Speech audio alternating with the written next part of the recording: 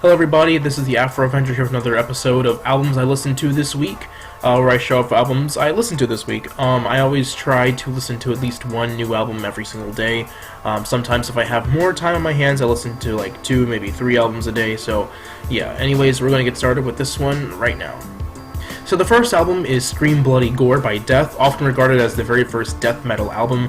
Now, I'm no expert in the field of metal, and the main reason I listened to this album was to further my journey into the world of metal, but I must say this album was quite fun to listen to. Very masterful playing by the late Chuck Schuldiner, who played almost every instrument on this album except for the drums. The rhythms were intense, fierce, fiery, but highly concentrated into a tight pocket of extra musicality. Much of this album displayed themes that would become staples within the death metal genre, such as, well, of course, death, horror-related stuff like zombies, one of the songs even being titled Evil Dead, satanic rituals, and so on. It could feel rather repetitive at times, but that's kind of just how the music is, and on my part that's more of a nitpick, because I did, as a matter of fact, enjoy this album. Next is the self-titled album by Yes, that's the name of the band, it's a reference to School of Rock. This was Yes's debut album and quite a way to start.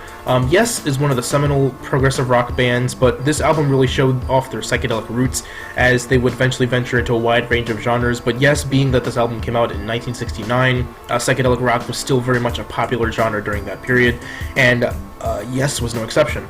It's not as trippy as some other bands during that era, however, it still mainly sticks to an early prog rock formula combining long instrumental points, prominent organs, something Yes is well known for, and even having somewhat of a Tommy feel in terms of instrumentation and general vibes of the album, which is really no surprise considering this album only came out a couple months after The Who released their rock opera, of course.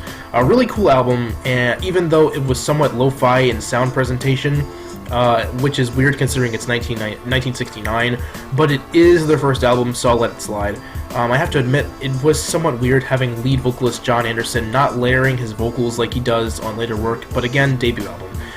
The harmonies on this album are fantastic, though.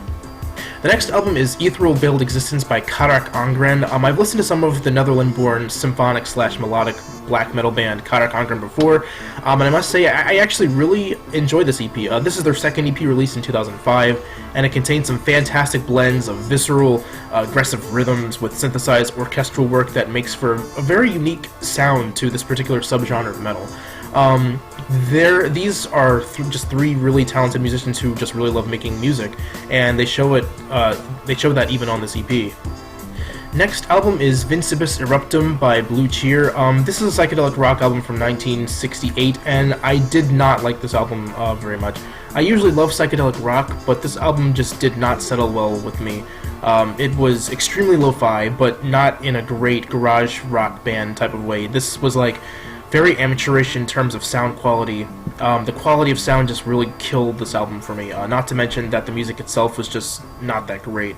Maybe I can give them a pass since this was their first album, but still I couldn't help but feel like this album was a little garbage. Next is Blasphemy Made Flesh by Cryptopsy. Now, this is also a death metal album, but a technical death metal album, and it was indeed quite different from Scream Bloody Gore.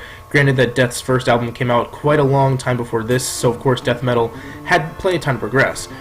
This album is from 1994, and I can't lie to you, this was quite a trip to listen to. Pretty much all of the vocals were growls, screams, and grunts, and the first 15 or so minutes were kinda for me, but around the 20-minute mark, I was actually starting to warm up to the music, and by the end of it, I actually kind of liked it. It was my first time listening to this type of metal from beginning to end, so I probably just need to, listen to more of it to get more used to it. Next is Deep Purple's self-titled album. I was saying how Blue Cheer's album was kind of bad, but this album takes a lot of the kind of stuff that was on that album and improves on it in just about every way.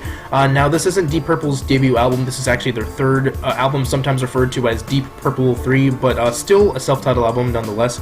So anyways, yes, this album was really fun to listen to. Most people probably know Deep Purple for their contribution to metal, being one of the earliest heavy metal bands in existence, but this 1969 album shows the band's psychedelic rock roots, mixing that with really early prog rock. The music overall is just really good, very heavy and exciting, and made me feel a lot better after listening to Blue Cheer's album. Next is Sunshine Superman by Donovan. This was my first time listening to anything by Donovan, a really tight psychedelic folk artist from the 60s, and this album came out in 1966, so like just as the psychedelic rock movement in music was beginning. This was Donovan's third album, and it was really the title that caught my eye, and I really did enjoy this album a lot. Very relaxed and folky, but still somewhat trippy for an early psychedelic rock album in 1966.